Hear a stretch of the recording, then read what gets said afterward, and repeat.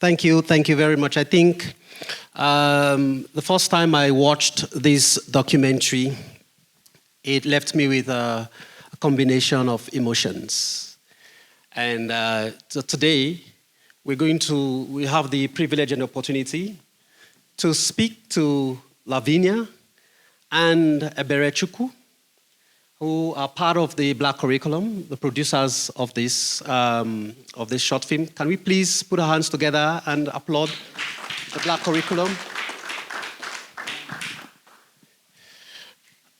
We're going to go straight into the conversation, Lavinya. Firstly, thank you and welcome to Wakati Wetu. Asante sana, I'm happy to be here. And thank you also for your support for OMITTED and just everything that you do as well. We're really inspired. And thank you for coming. Excellent. Yes. Eberechukwu.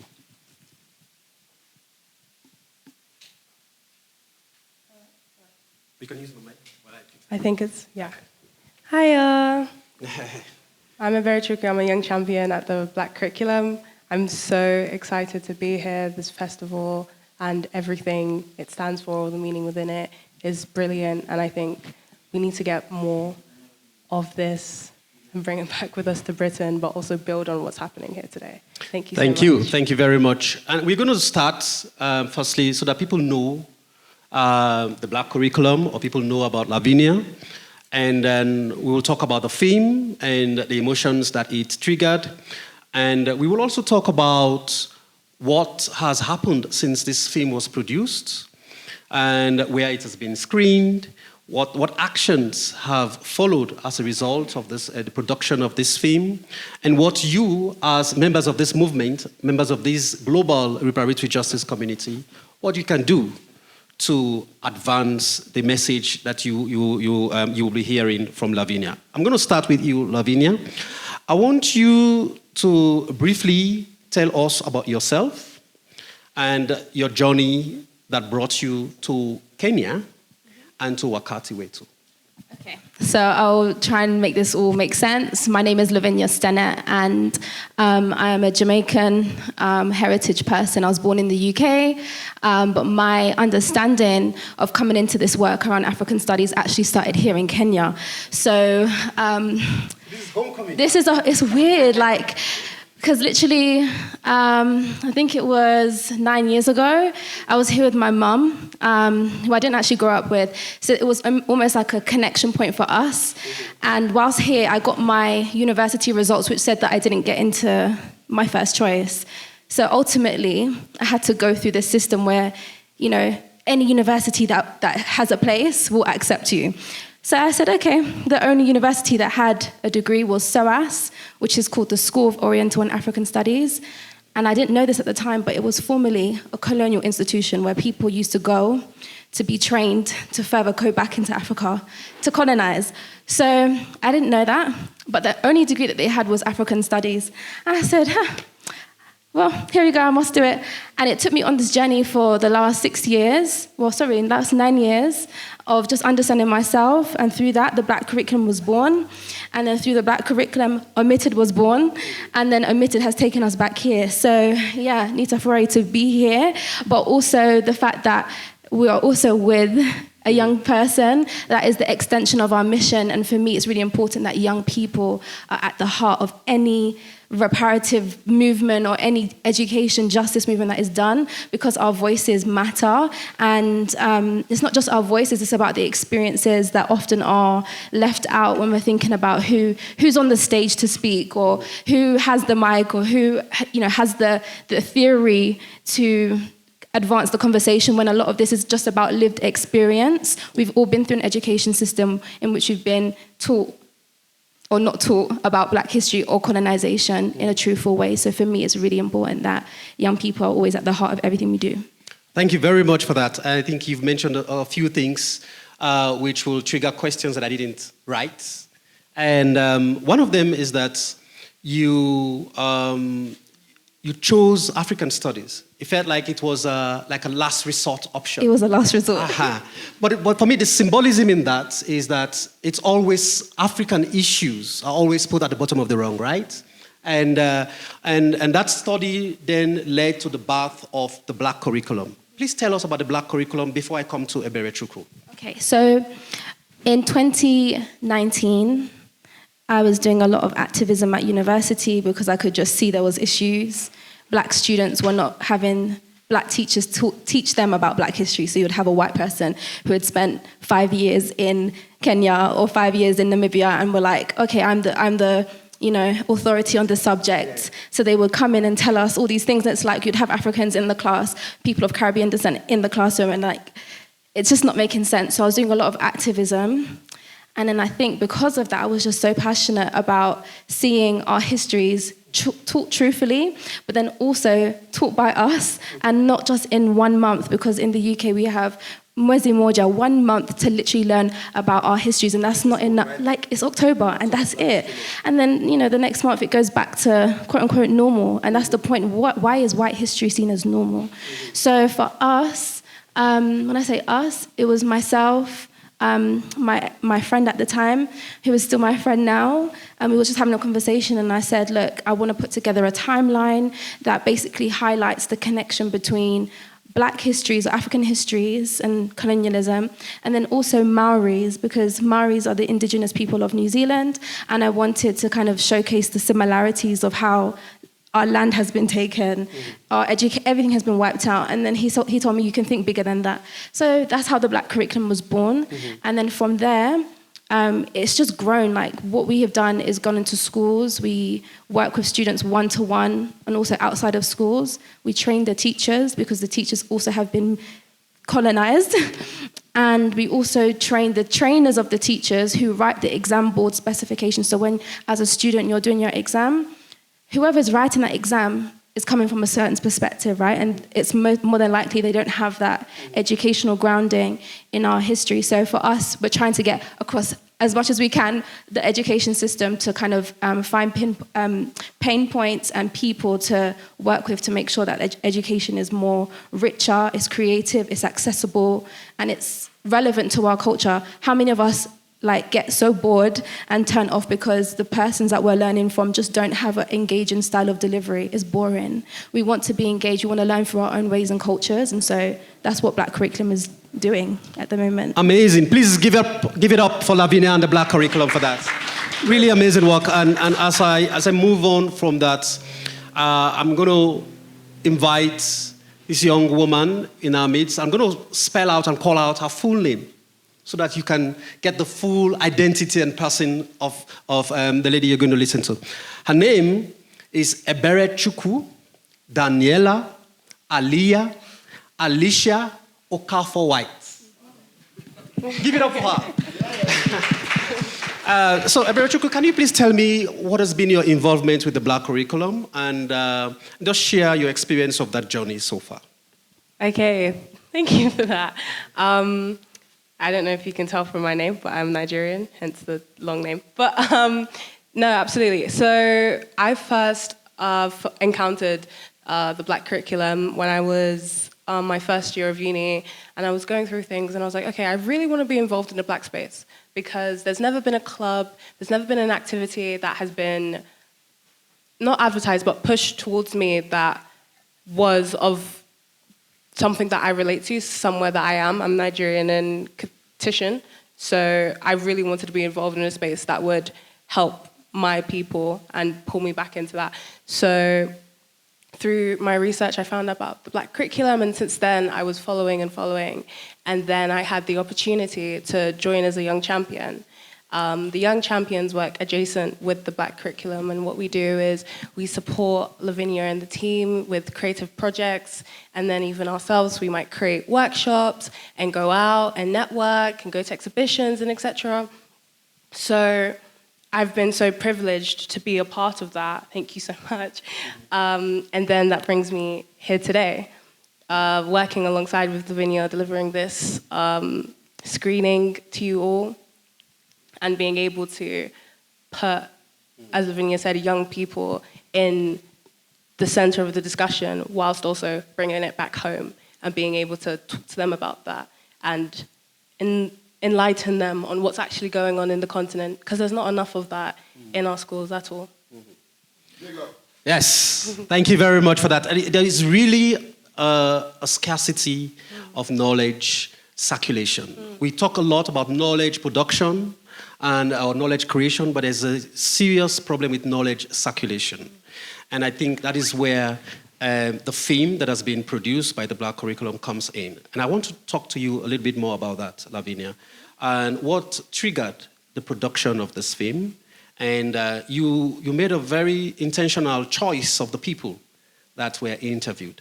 Can you please provide us with some additional insights into why the film was produced, why those particular set of people were chosen to be featured in the film, and then what has happened since then? So I just want to shout out the producers. They're not obviously here today, but they're called Transmission, and their purpose is to transmit stories that aren't told. But funny story, I actually, niliandikiwa kitabu. So I wrote a book, and it was about Black histories. Can you imagine that? She's an author already. What am I doing here? So I wrote a book, and then basically the publishers are part of HarperCollins, right? And the stories that I was writing in that, I just think they were just like, oh, this is a bit much. I was talking about reparations. And they were just giving me so much problems like matatizo. So I just said, listen, I'm done. So I took it back. I took my rights back. I pulled out of the deal, which is unheard of. But for me, it was important that I could write what I wanted in my way. And so I was a bit sad, of course, but then after that, I then said to my friends, listen, let's just use some of what I've written and put it into a film. It's about reparations. And then ultimately, I'm going to tell you the truth, I have cousins in Jamaica that said, listen, man, I read the book, you know. If you put it into a film, I will watch it, but I'm not going to read it. So I said, listen, like, I know my people, like, let's just put it into something that's accessible. And so that's basically how OMITTED came about. But then also, I would say that because last year there was a reparations conference in the UK that happens yearly, and it's organized by an MP called Belle Ribeiro. I wanted to utilize the space because I know that this conversation, there's a lot of like, every time we talk is like the same things or rehearse, and we know it's a problem, but there wasn't a way to kind of capture the conversation. So I wanted to almost support what they were doing to kind of capture the voices and then to kind of bring it out to other people who maybe didn't even know about the conference or couldn't make it down on the day. So again, it's making education accessible and bringing it to people. So yeah, that's how it was birthed. And yeah. Excellent.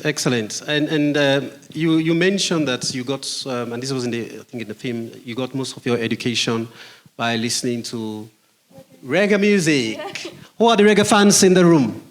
Any reggae fans? Fantastic. I think we find ourselves, right? Yeah.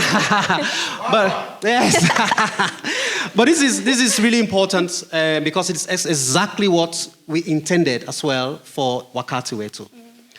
The role of arts, music, and the creative industry for the advancement of reparatory justice education. And you also mentioned something about the cousins and family in Jamaica who said, if you put it in the book, we will not read it. But if you... and there's a proverb that they often use, that if you want to hide something from a black man or an African, put it in writing, right? which is quite demeaning.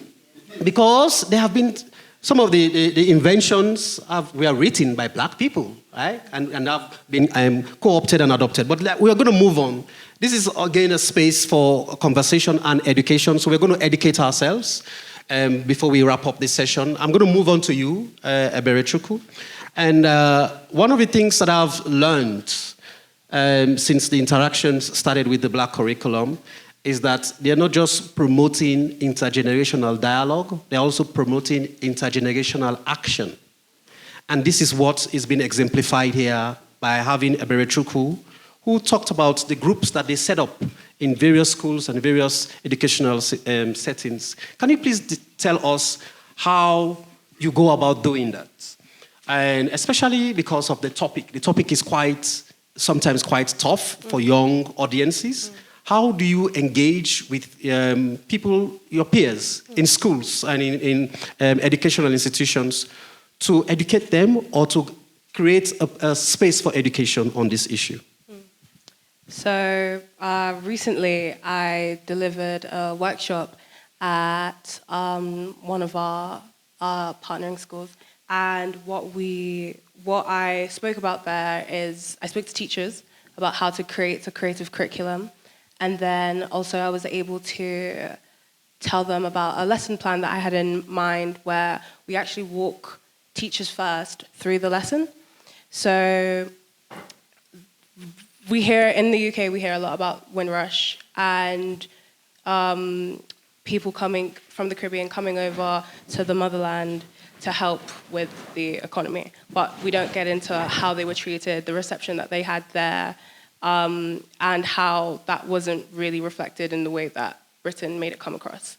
And through walking the teachers through my lesson plan, they themselves were able to see how we could engage students and capture their minds, because it's really hard to keep kids focused on what you're saying, especially when it's very technical and you're speaking about things that maybe didn't happen in their lifetime. But by going through that with teachers and them learning, but also me, myself, learning how to further engage the teachers and the students, we were both able to learn that this is what we need to be doing, this is what we need to be going for, the conversations that we need to be having in the classroom, as well as please take it out of the classroom and use this in your lives to educate people that might not know, not just students, but other adults as well. Yeah. Also, can I just say you've done a lot on social media? Yeah. Oh, yes. We also have Instagram page, TikTok page, whatever social media that you like. And if you go on there, you'll see that we've had partnerships with like the English Heritage, where we're talking about things that have been missed. In the UK, we have these blue plaques, and there's a very brief description of the people who might have lived where the blue plaque is. Recently, me and another member of the Young Champions were able to go and talk about that in a lot more depth, whilst also on other posts, we can actually get to the nitty-gritty of, like, one of the ideas I had from this was really explaining Mau Mau in a way that hasn't been visited before. So if you go through our social media pages, you'll see a lot of that. But that's the role that me and a lot of other young people are taking up in that space and trying to continue the conversation of reparations, not just in festivals or conferences where we're not in, and take it to where we are. Fantastic, fantastic. Please, let's give it up. Let's give it up for Eberechukwu and the team. And this is exactly what we need. And I'm going to come to the audience. And we are in an educational room. So we're all going to educate ourselves today. Everybody's going to talk. So nobody's going to leave this room. Everybody's going to talk. just to alert you. And I'm going to get... Is there a mic around? I know people want to ask questions, but before I get the question, for those of you who watched the film, can you just use one word to describe how you feel? Firstly, raise your hand up if it made you feel anyhow. Did the film make you feel anyhow? Did it trigger any emotion? All right, so I'm going to come to the brother, but we'll start from this table in the front. You watched the film. I know you were here. Please tell me, if you don't mind, this is no pressure, no rush. If you want to move the mic to another table, we can move it. But in one word, perhaps you can just use one person on the table. How did it make you feel? And I'm going to come to Eberechukwu. I also want to say the two most insightful questions get some merch from us today. So you see the T-shirt I'm wearing? I got it from them. So if you support black education, you have to say something before you leave. but just one word about what you learned from the film or how it made you feel. And then we move to the different tables. Just introduce your name and just say one word. My name is Abdiaziz Shale from Bandung, Africa. We also deal with, decolonizing the black curriculum. Excellent. And the film was, enlightening. But I feel like, they forgot the African continent. Mm-hmm. Most of them talked about, the Caribbean. But, the African continent, was widely affected by the British colonization. Yes. So, thank you. Thank you very much for that. Excellent. Thank you. Next table. Tasha, Jocelyn, and Maurice. Luckily, I know some of people's names here, so I'll call your names. Hi, good afternoon, everyone. Thank you for the presentation and the movie. So what struck me, I think, deeper was the information about how the money that was used to put together universities and educational institutes like Liverpool, Manchester, and Oxford were all related to slavery and the colonial enterprise. So it got me thinking about what is the responsibility of this educational institutes, and how can we further the relation between education and reparation. So, yes. And I would love to hear more from you about that. Excellent, excellent. Thank you, Tasha. You want just one person? If you have something to say, it doesn't necessarily mean. We can move it as well if you want. But if you want to say something briefly. I'll just say briefly, I feel very curious. Yeah. So I'm also excited to learn more. Fantastic, fantastic. Next table. Hi, I met the two sisters earlier, so really exceptional work. I missed the presentation, but I will be seeing it from Peter Herbert from Bandung, Africa, and my colleagues in the front. Two things. One, would definitely like to invite you to come to Arusha, November 19th to 22nd. Excellent, in person or virtually. A friend of mine, Claudia Webb, the MP for Leicester East, has just agreed to come. I just heard. So you'll be in good company. But one question that troubles me is that here, the level of, and all over the continent, the level of misinformation to subsequent generations before, during, and after independence, it's on a level which explains the big white Jesus on Langata Road here, and everything else in between. So, the way in which each country, particular what the British supposedly left, because they took a lot, is the Institute for Curriculum Development. Mm-hmm. There's a very hierarchical structure in English-speaking and Francophone Africa which determines the curriculum for every child. And it removes Mau Mau, it removes the Senegalese history, it removes Côte d'Ivoire, everything you like, but is, given that there are 1.4 billion people on this continent, and only a few of us, relatively speaking, in the diaspora, how do you foresee in your future years being able to connect with those activists on the continent who are trying to rework that with all too reluctant governments, but from a community perspective, to engage with re-education? Yeah. You understand? Fantastic. Really good question, because, and we'll come to that in the responses. Next table, please. Anybody on the next table? Okay. Yes. Thank you so much. It's amazing what you're doing with Black curriculum. We're very proud of you. There's something my mom always says, that you have to know where you're coming from to know where you're going. And even for those of us born on the continent, we live on the continent, we still don't even have much information about what happened and where we're going. And I always say that we need to bring young people into the space for them to know exactly where we're coming from, where we're going, and also to resolve that we're not going to let some of the things that happened centuries ago happen again.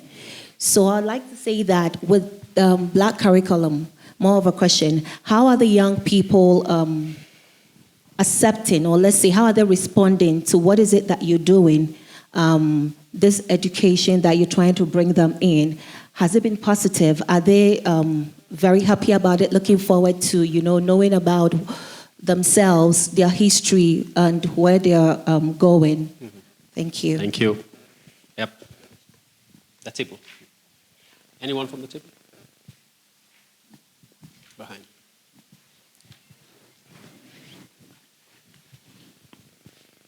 Yes. Oh, sorry, I thought you were going to say. No. I just want to echo everyone said. It's amazing the work that you've done. It's work that needs doing.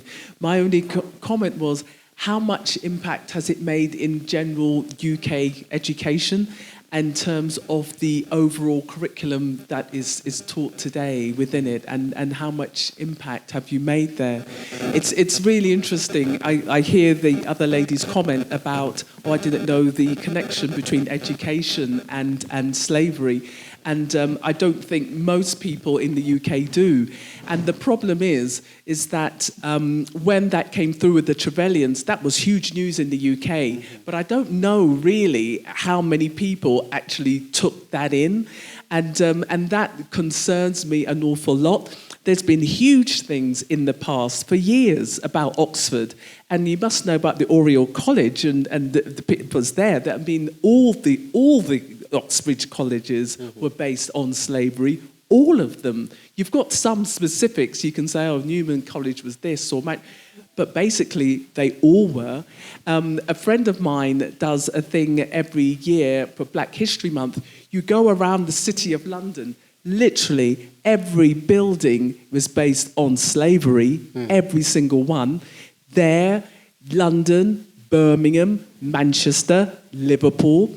And in terms of universities, Glasgow a few years ago was the first university that actually came out and actually said, you know what, we recognise all the way in Scotland that our buildings and our university based on slavery. Again, they tried to do anything. They've done it through education in terms of promoting that in various countries in the world, in the UK, where have you. But it's there, and the information is there, it's out there, people are talking on it, it's on TV, it's everywhere, and people still can go like, I didn't know that. Exactly.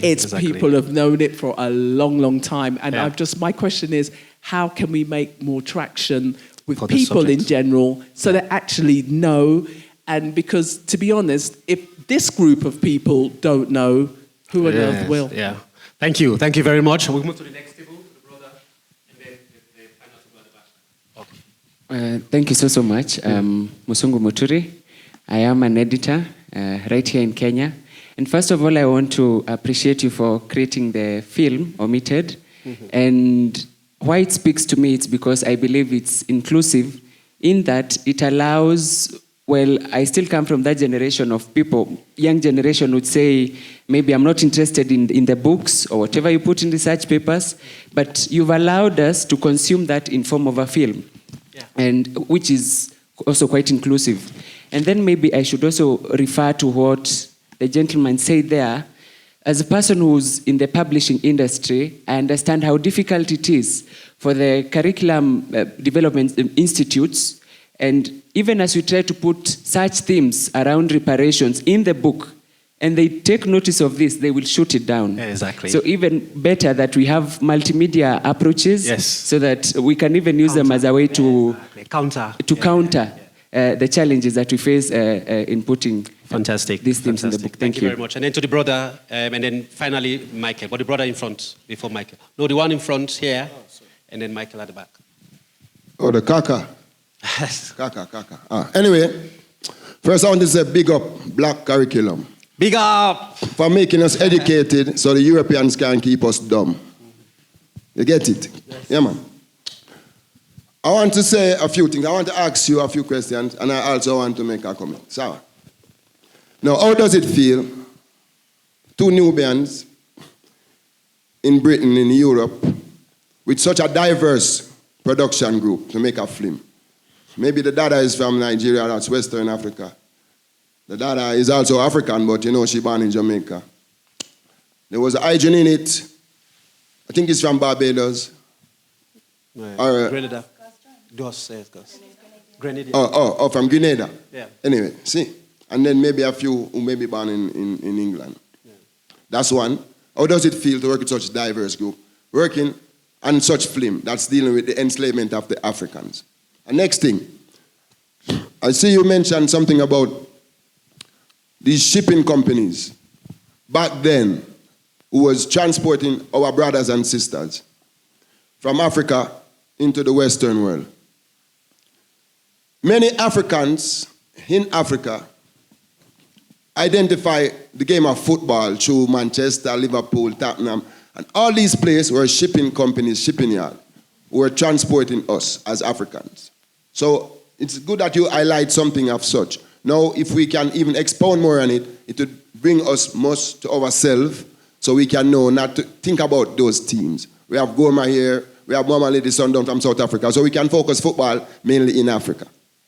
And next thing I was thinking to myself, we need to decolonize the education by rewriting the curriculum from an African reality and an African perspective. If not, we are just perpetuating European ideology and pretending that we are doing something good, when we're only going deeper in the decadence of ignorance. And finally, is there a committee in UK for reparation? And is it very active, knowing that you and your team make such a wonderful film, to bring back, they call it the Sankofa, to go back to retrieve so we can go forward and don't make the same mistake, which is the Akan. And finally, as Africans, we need to know this. Even if you don't born in Africa, Africa is inside of you.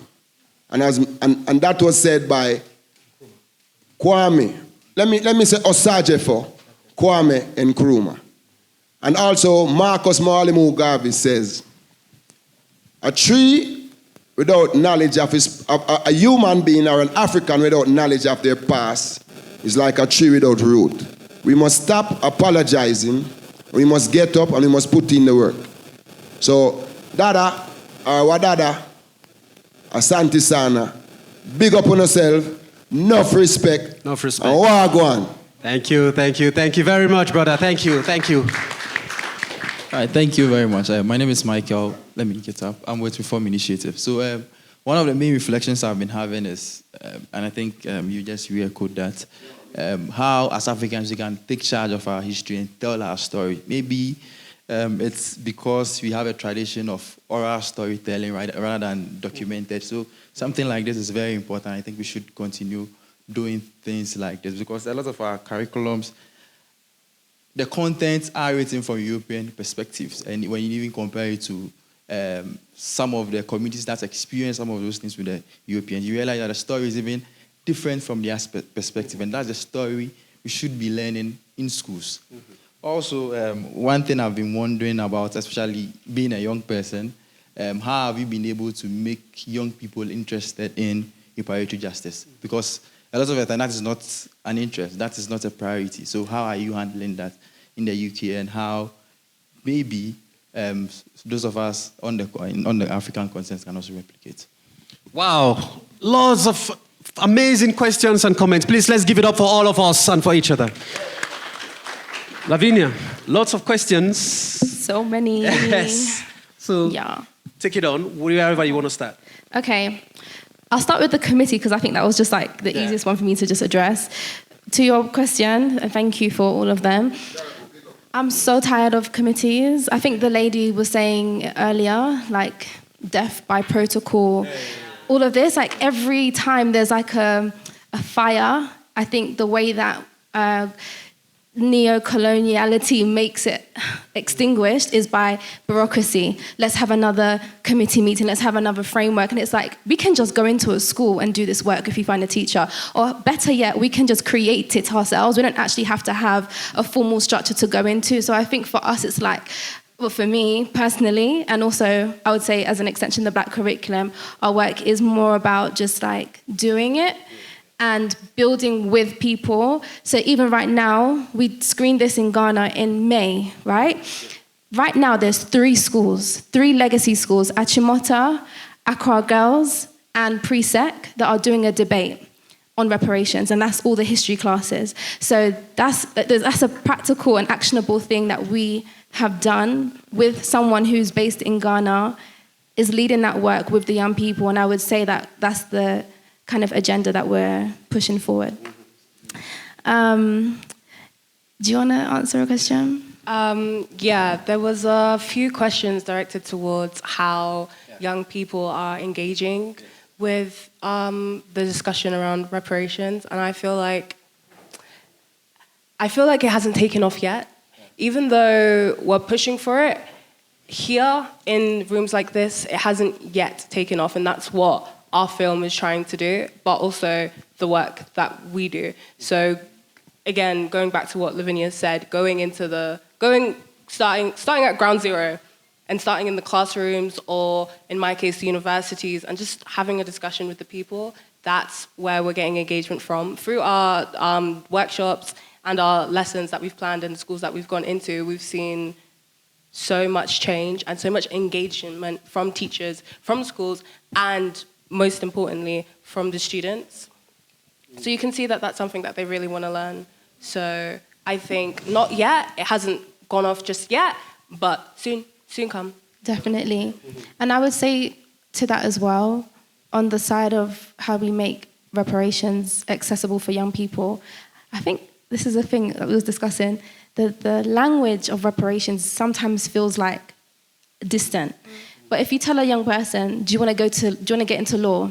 All right, cool. If you want to get into law, you're going to put on that white wig? And they'll be like, hell no. So it's almost like that in and of itself is a conversation about how we decolonize our minds. Again, if you think about entertainment, how many of us are more likely to know a brand that is Western, like Courvoisier or Hennessy?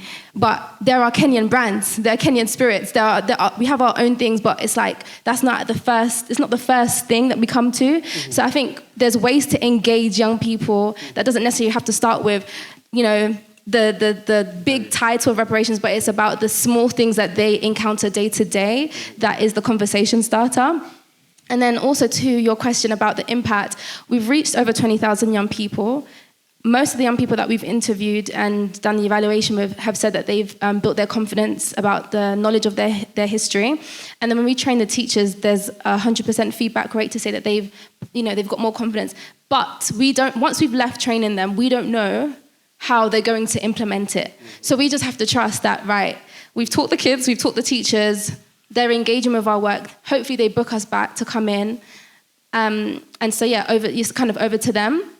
And I think that's the structure that the government really wants, which is why we're campaigning for the government to put it in the curriculum as mandatory, so that every teacher in their training and when they're delivering actually has to engage with that. And I would say that we've made some advancement on that because Wales mandated the teaching of Black history. Whilst we're based in England, we're still waiting for the English government to do the same, but we did have an effect on that decision in Wales. I would say that there is a lot of, trajectory with that, or momentum.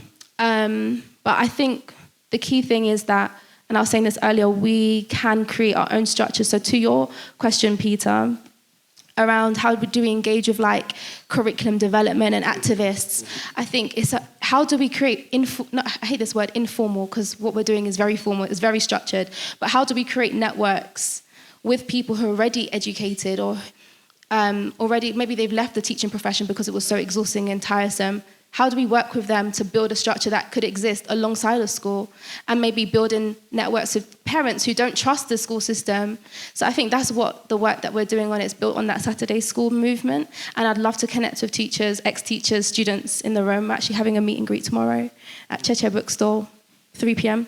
The whole idea is that we want to make sure that the networks that maybe have failed in the formal system can be used outside. Yeah. There was something said about including Africa into the conversation of what OMITTED is saying, and I think that it's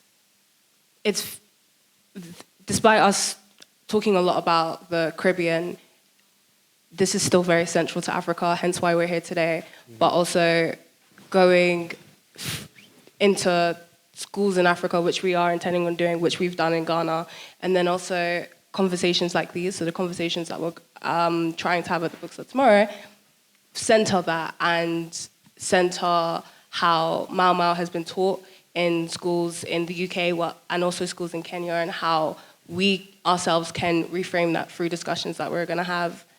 I hope that gets to your point. Yeah, I agree. Yeah. I think it's about choosing what we want to learn. Because who says that learning, okay, physics is nice, right? And it's good. But how does that connect to a career here right now. So why are we not shaping our own curriculums and things that are relevant to the skills that the future that we desire?